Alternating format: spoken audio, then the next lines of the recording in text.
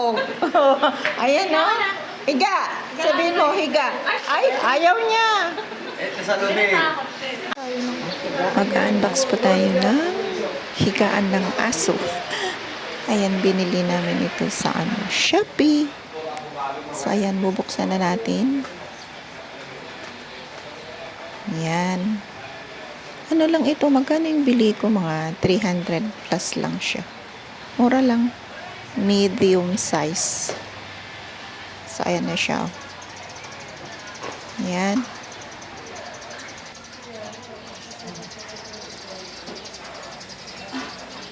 Matibay din siya. Ayan yung net niya.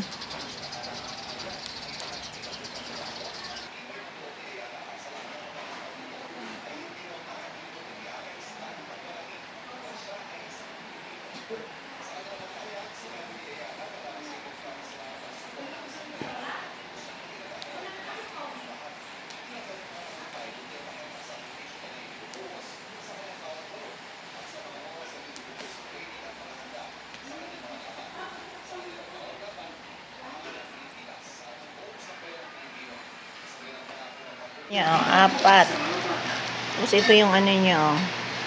Higaan ni Riley. Sosyal na aso. Sosyal naman ng aso. Wala namin yung higaan ni Riley. Ayan, ang ganda. O, yan, matibay. Magtatamga, pagpapangamata. Ayan, may higaan na si Riley. Higa na. Higa. Ayaw mo. Yan ni bago pa lang. Higa na. Doon na. Doon na. Riley. Higa na doon. O, Riley. Ang dami. Napakandaming takta. O, ayan o. Kana. Parang topic. Kana. Hindi na sana eh. Oo. Hindi pa sana ibon. Yan eh. Jai. Ayaw niya. O, sakto lang pala eh. Hindi pag masana na yan, gusto na niya yan. Siyempre, bago pa lang. Nanibago lang. Riley. Ayan. Naman niya mahiga dito sa may simento. Bakit ayaw mo magpunta sa bed mo? Ha? Dito ka sa bed. O, ayan, dito yung bed. O, up here. Up.